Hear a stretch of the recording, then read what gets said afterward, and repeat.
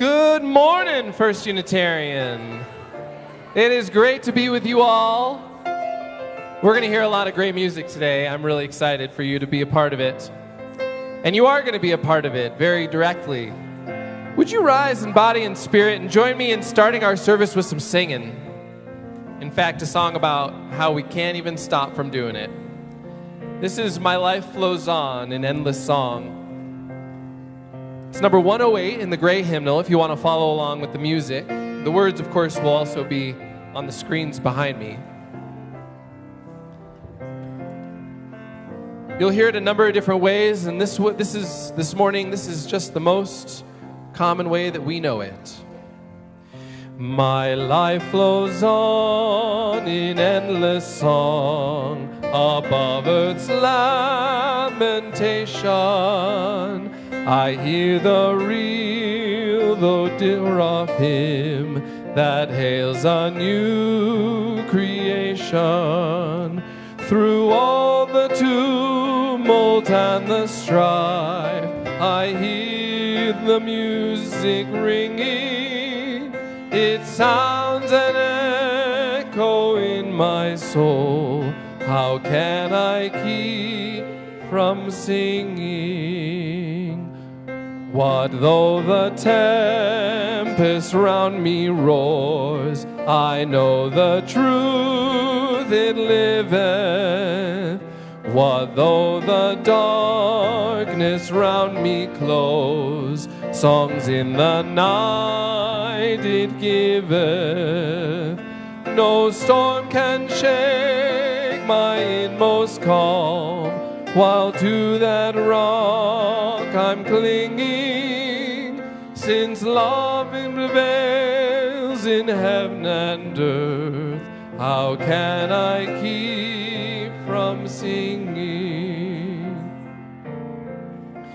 When tyrants tremble when they hear the bells of freedom ringing, when friends rejoice both far and near, how can I keep from singing? To prison cell and dungeon vile, our thoughts to them are ringing. When friends by shame are undefiled, how can I keep from singing?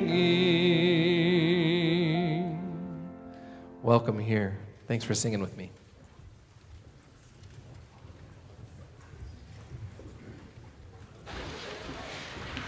Good morning. My name is Coral Causeway. I serve on the Board of Trustees here at First Unitarian. Whoever you are, whomever you love, whether you carry joy or sorrow in your heart, you're welcome here. All people of goodwill are warmly invited to join us on the great journey of the mind, the heart, and the spirit. If this is your first time with us here with us today, please let the offering basket pass you by. Your presence is gift enough. Please join us for coffee and conversation in the community room right out those doors after the service. We'd love to get to know you a little better and answer any questions you might have about our community. If you are looking for ways to engage with our community and support the work of our congregation, please visit the opportunities table, which is at the back of the community room after the service. There are a variety of activities that need some more helping hands, and we would love to match you with something that interests you. Please remember to silence your cell phone and other electronic devices. Welcome to worship, and we have one announcement this morning.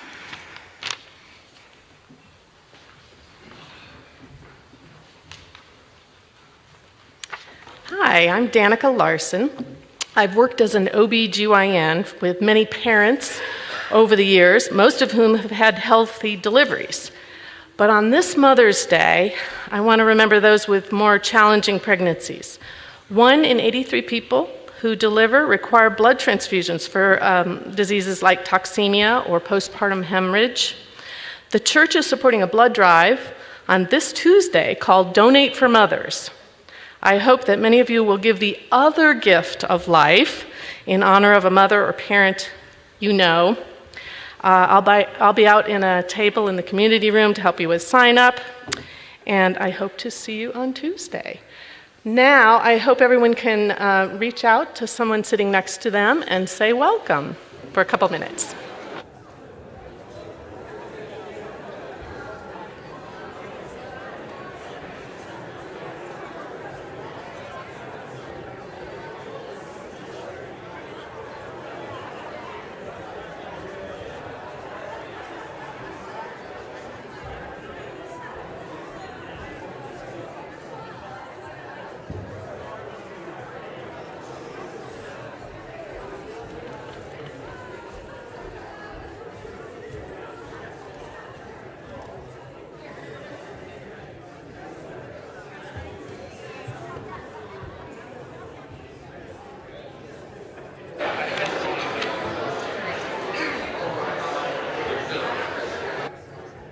Whoever you are and wherever you are welcome here. Particularly if this is your first or second time joining us, you're in for a lot of music today. Please join me in singing our welcome song.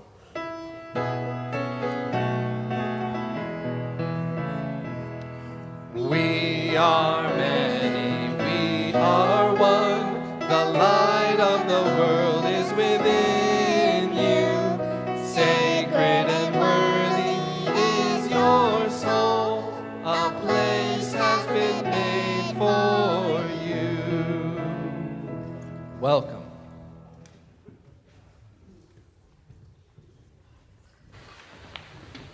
Good morning, First Unitarian.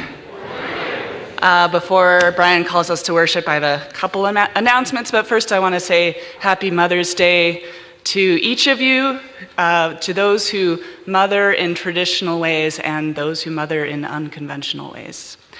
We have a concert coming up in 1 week on Sunday, May 19th at 1 p.m. The Brad Good Quartet, Straight Ahead Jazz. These are amazing musicians, and ticket sales are concerningly low. If you were a season ticket holder for Capitol Hill concerts, this is a bonus concert. It is not included in the season subscription. So we hope you'll get a ticket. You can go online to capitolhillconcerts.com, or I will be doing cash or check ticket sales after the service in the community room. And my second announcement is about our piano. If you were at the auction a couple weeks ago, you know that there is a movement afoot to replace our piano with a better instrument. Our instrument is 55 years old, and it's a little meh and a little bit sad. And we've spoken with Piano Tech, who does not recommend refurbishing this instrument. If you look at the back of your order of service, we now have 5 QR codes on the back of our service. So awesome. The last QR code is the one where you will find lots of information on our piano, on the fundraising efforts. We are well on our way. We raised over $11,000 at the special call at the auction. Thank you. Yay. We have some funds from endowment coming in, and we're going to continue the fundraising through June.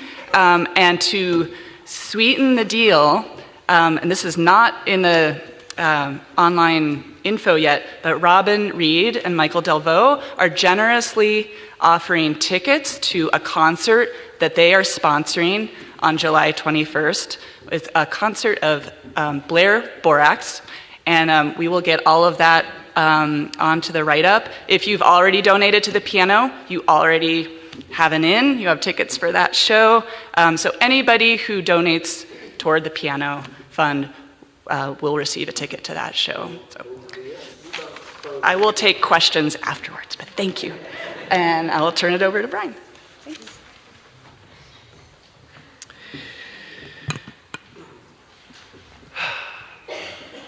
This month's theme for worship is pluralism. And as I thought about what we might explore for our annual Music Sunday, I realized that this theme of pluralism was ideal for designing a service. Music is the ultimate pluralist practice. Consider this: there is not one human culture in the history of our planet where there is no music. not one. For some cultures, it is largely entertainment, while for others, it is essential to their most important rituals. For all, music was a way into or a way through the most important existential and spiritual questions. For some, music is the answer to these questions. I did not grow up as a Unitarian Universalist, and my first understanding and appreciation of Unitarian Universalism took root just 8 years ago when I started my work here at First Unitarian. By the end of my first year, I had become adept at answering questions about my work here from family, friends, and musician colleagues. To the question, what is Unitarian Universalism? I came to this succinct answer. It's a spiritual, intellectual church that has roots in Christianity, but today is built on a foundation of pluralism. A church that believes there is more than one way to answer whatever questions you might have about life and what comes after. For those of you who have been here on multiple Sundays, think back through the music you have heard and sung. In my experience, the music we hear and sing week to week demonstrates this foundation of plurality. Since starting my work here, I have sung in multiple languages. I've performed music from a wide variety of religious backgrounds, and of course, secular art and poetry provide sources for us to draw on as well. Today, we will practice pluralism actively by considering how music shifts and enlightens our perspective on familiar texts, as well as how music provides clarity and enhances texts that may be new to us. Robert Frost's poem, The Road Not Taken, is perhaps one of his most well-known. It is a metaphor for the many choices we have as we move through life. Frost's poetry asks us to reflect from where we sit in life today. Let this context give you a starting place for our time today. I call us to worship with the words reminding us of the universality of music that connects each of us, because we all have a voice and the ability to feel our own and hear each other's vibrations. This is Hymn by Marie Howe. It began as an almost inaudible hum, low and long for the solar winds and far dim galaxies, a hymn growing louder for the moon and the sun, a song without words for the snow falling, for snow, conceiving rain, the rivers rushing without shame, the hum turning again higher into a riff of ridges, peaks hard as consonants, summits and praise for the rocky faults and crust and crevices, then down, down to the roots and rocks and burrows, the lake's skittery surfaces, wells, oceans, breaking waves, the salt deep, the warm bodies moving within it, the cold deep, the deep underneath gleaming, some of us rising as the planet turned into dawn, some lying down as it turned into dark. As each of us rested, another woke, standing among the cast-off cartons and automobiles. We left the factories and stood in the parking lots, left the subways and stood on the sidewalks, in the bright offices, in the cluttered yards, in the farmed fields, in the mud of the shanty towns, breaking into harmonies we'd not known possible, finding the chords as we found our true place, singing in a million keys, the human hymn of praise for every something else there is and ever was and will be, the song growing louder and rising. Listen, I too believed it was a dream.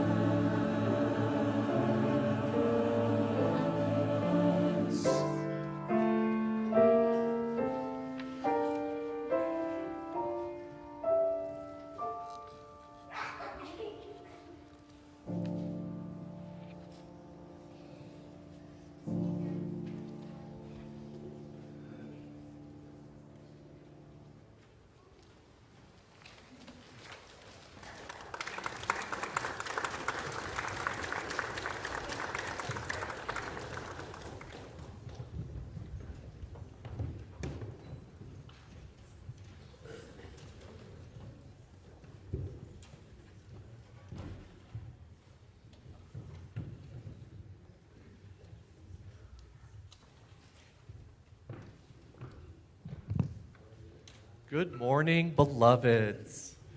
My name is Eric Holwitz.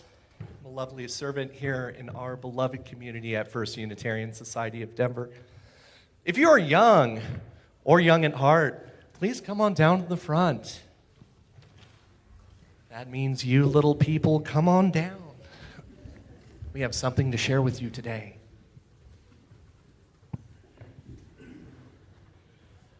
Also, if there are any big people that still feel like little people sometimes, you're also welcome to come on down. Yes.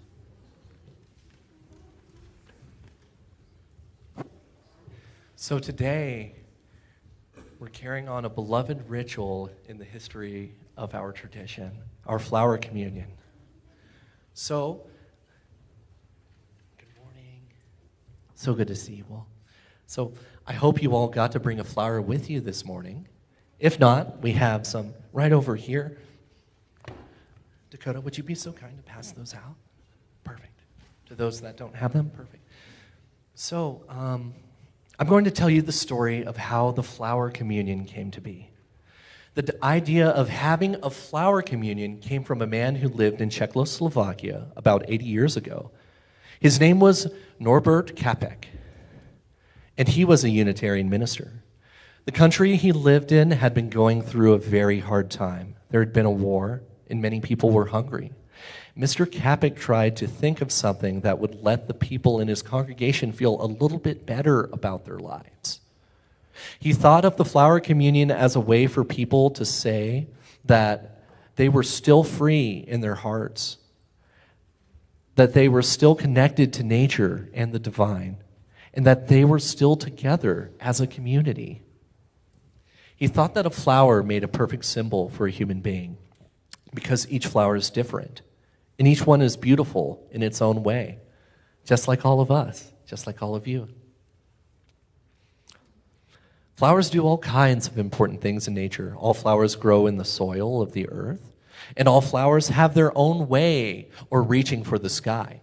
He also thought that when flowers were gathered together, they created something even more beautiful.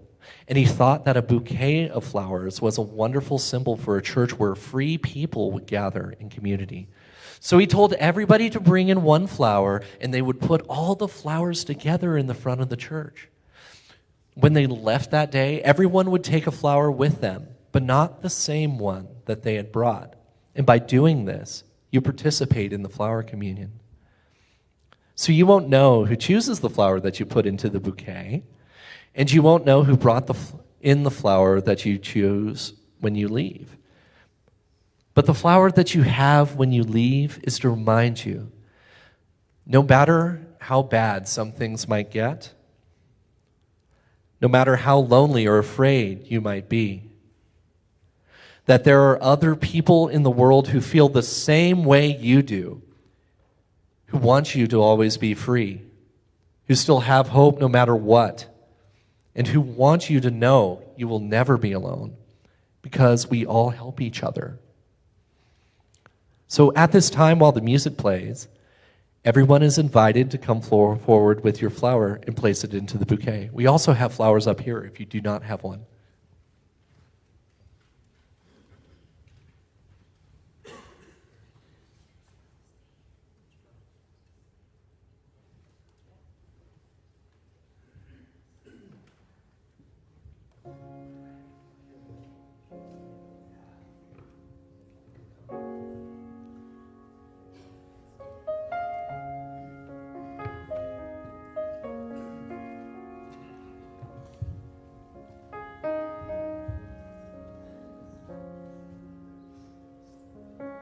If everybody would, just come on down the center aisle. We'll get a line going here. We'll make sure that everybody has a flower. Yeah, let's do it. Oh, just got to stick it in there a little better. Did you get it to stay in there? Yeah. Nice.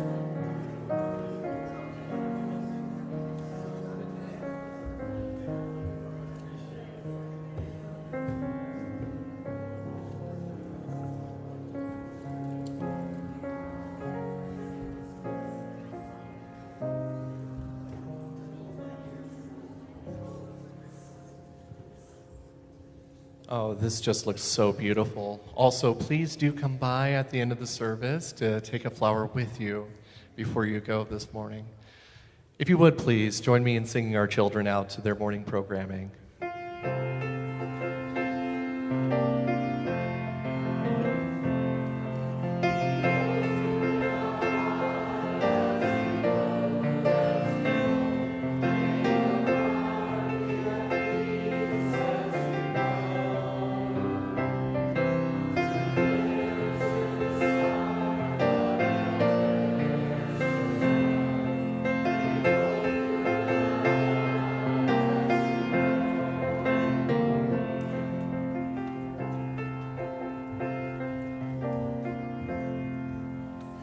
Would you please rise in body and or spirit and join me in singing? Once again, how can I keep from singing? My life flows on. But as we sing it this time, I encourage you to pay attention to how it's slightly different. The harmony, how the melody fits into that harmony, and how the rhythm slightly moves in a different way.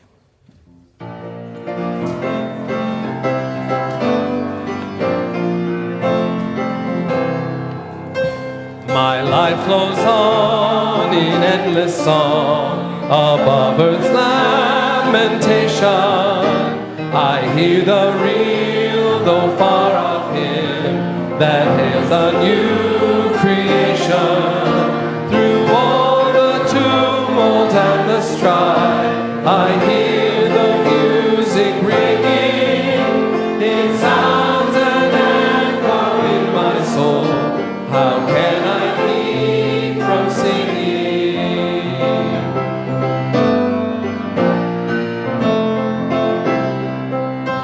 What though the tempest round me roars, I know the truth it liveth. What though the darkness round me close, songs in the night it giveth. No storm can shake my inmost calm, while to that rock I'm clinging. Since love prevails in heaven and earth, how can I keep from singing?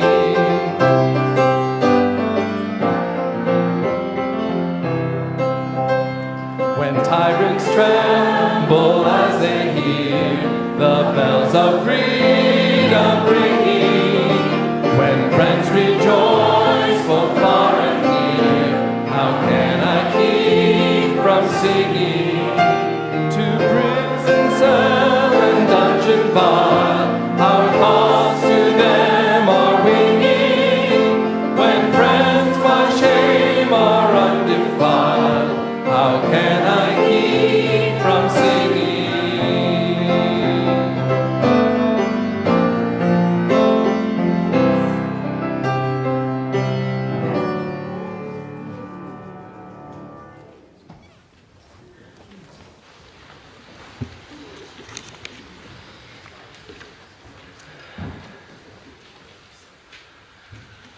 This is as good a time as any to introduce you to a couple of people that I'm very grateful for.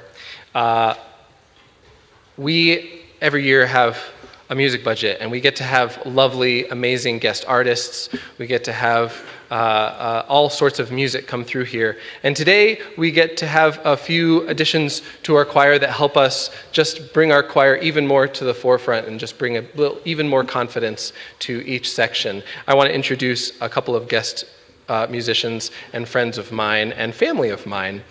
In the tenor section, we have Dean Rieger joining us. In the soprano section, we have Victoria Bailey joining us. And in the bass section, we have my father, Lyle Stone, joining us. And in the alto section, we have my stepmom, Nikki Stone, joining us. Music like this, community like this, is impossible with support from volunteers and, of course, from financial contribution. So at this time, we'll take our offering.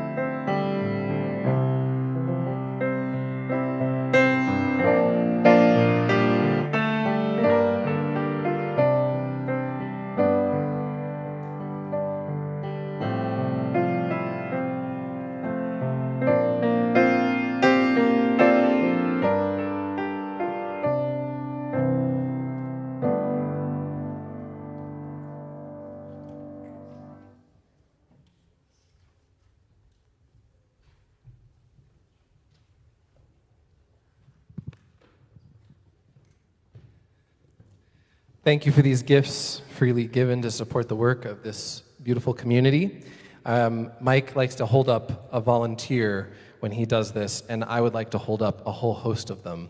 And they're sitting around me, in front of me, and behind me. I get to work on a weekly basis with an amazing group of people who sing in the choir. And I want to make sure that we recognize and I say thank you for all the music you've made this year.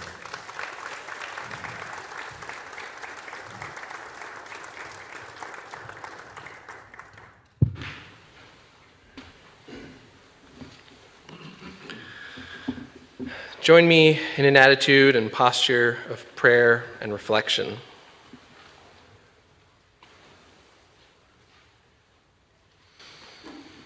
We bring our thoughts to the conflicts around the world, both those in our headlines and those that don't make it to our headlines. In Ukraine, in the Middle East, and throughout the world. We pray that peace and understanding prevails. We hope that innocent families are spared and find safety.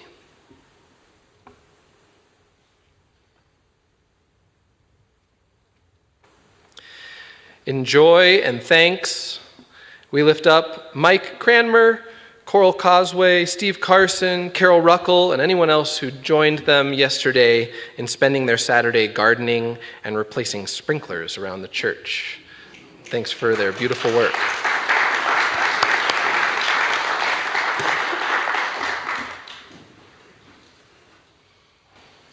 As we continue our exploration of plurality, the choir will sing two pieces that set two different adaptations of Psalm 23. Undine Smith Moore's arrangement of a spiritual, We Shall Walk Through the Valley, and Bobby McFerrin's The 23rd Psalm, dedicated to my mother. I'd like to read Psalm 23 just to give you context for these two pieces. The Lord is my shepherd, I shall not want. He makes me lie down in green pastures. He leads me beside quiet waters. He restores my soul. He leads me on a path of righteousness for his name's sake. Even though I walk through the darkest valley, I will fear no evil, for you are with me. Your rod and staff, they comfort me. You prepare a table before me in the presence of my enemies. You anoint my head with oil. My cup overflows.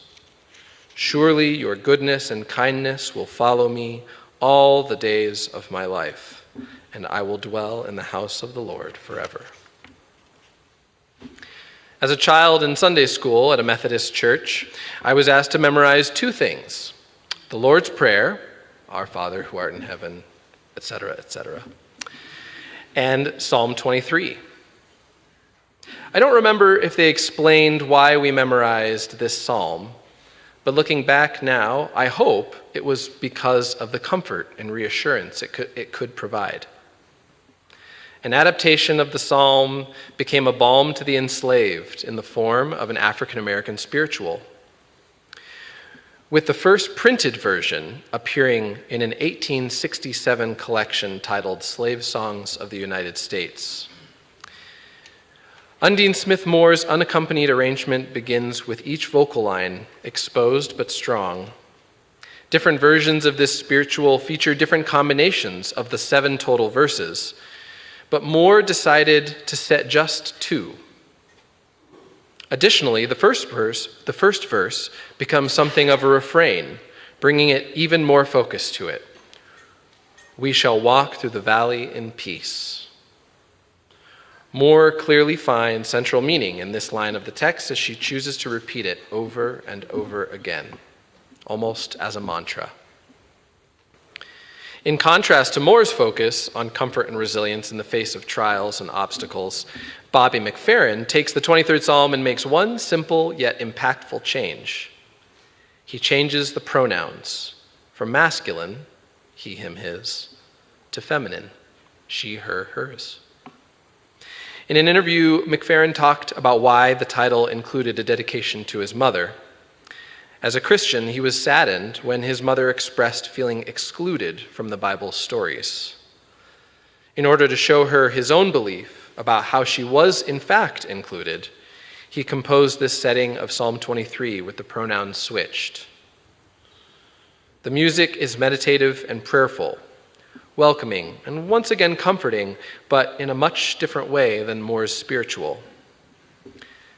To be clear, these two pieces don't sound in opposition to each other. It isn't that one setting gets to the heart of the text more than the other.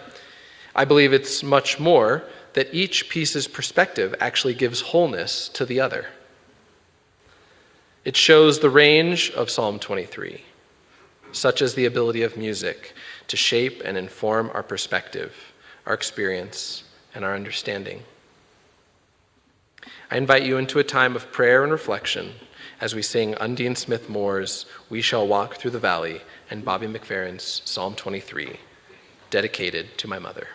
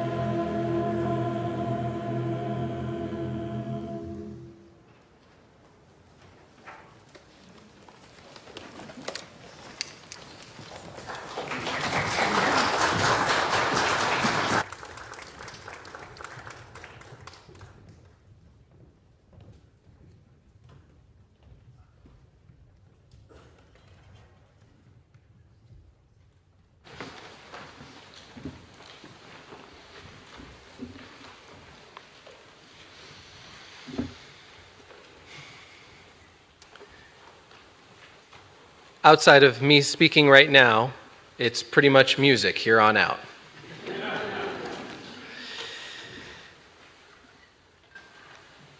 Andrea Ramsey's music is some of my favorite choral music. With every text she sets, she is able to elevate and enhance the imagery and metaphor alike. In the case of Vision, which you'll hear next, May Teilgard Watts's poetry is beautifully descriptive, but on first read, it's strange, if joyful. After beginning with a feeling of contentedness with the line, "Today there will be lovely things," it turns to recognizing the wonder in the ordinary. Sunlight through a jar of marmalade, ruts in the road at sunset, a rainbow in soapsuds on dishwater. However, it's not until we see the last line of the poem that we understand why exactly these typically ordinary things are realized with color and beauty. My love kissed my eyes last night. Ramsey connects the first line of the poem with the last line by setting them to the same music, which you'll hear when we sing it. Even though we didn't know how the last line informs the rest of the poem, Ramsey uses music to create the connection. Each time I read this poem and hear this piece, I want to read it a second time immediately, and I want to hear it a second time immediately, because the last line changes how I read it. The last line changes how I hear it. This happens all the time, particularly if we add music. We started off our service this morning singing the aspirational question, how can I keep from singing? Additionally, it was the first of several versions you experienced, and there are more to come. The fact that we can sing all these versions and find something new in each shows the versatility of this text and music. As well, it's a prime example of how music can give us a different view into the same text. Each version seems to focus on a different emotion, with each centering different parts of the text and melody. To speak about the two versions you'll hear shortly. In Gwyneth Walker's choral arrangement that you'll hear, the focus is brought to the question in the title. After each chorus, the choir sings a section without words, singing la la la la la, over new music that is not originally part of the well-known folk song. Each time it feels like a swelling that inevitably bursts out of the choir in joy. To finish our service today, you'll hear the same song as arranged by the singer-songwriter Eva Cassidy. Cassidy's version centers on the resiliency of the text, "No storm can shake." Each time we come to this text, Cassidy's music rises with a crescendo to a climax. Each version we perform today brings a different part of the text and music into focus, shifting our perspective in some ways, giving us a larger and more complete picture. As I said, from here on out, it's music.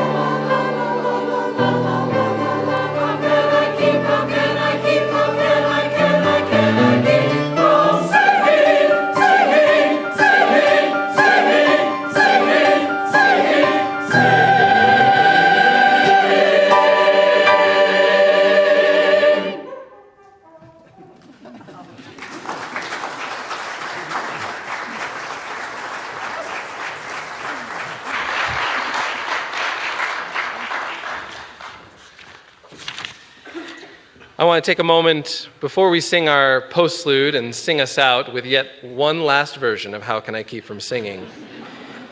I want to make sure that all of the thanks are in place.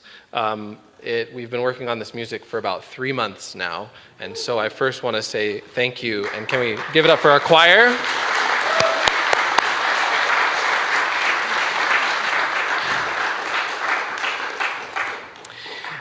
I also want to take a moment to make sure that, I think we show our thanks a lot, but I don't get to get up here with a microphone and share my thanks publicly. But my job is made so much easier because I have maybe the best musical partner in the biz. I get to work with Leah Davis.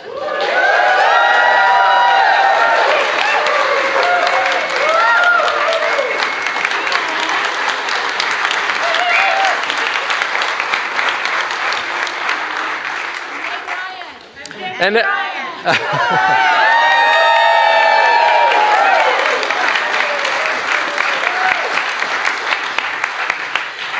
as I like to say, do you hear any music coming out of my hands? I already said thanks, but I want to make sure it's absolutely clear because I very absentmindedly left their names out of our order of service today.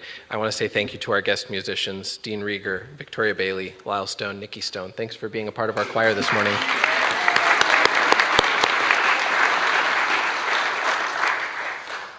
Hans Christian Andersen is credited with the quote, "Where words fail, music speaks." I'm not sure I like this quote very much. I think it feels unfair to words. So I'd like to change it slightly and send us out, as this is our benediction. Maybe it's where words begin, music expands. How can I keep from singing, but the Ava Cassidy version?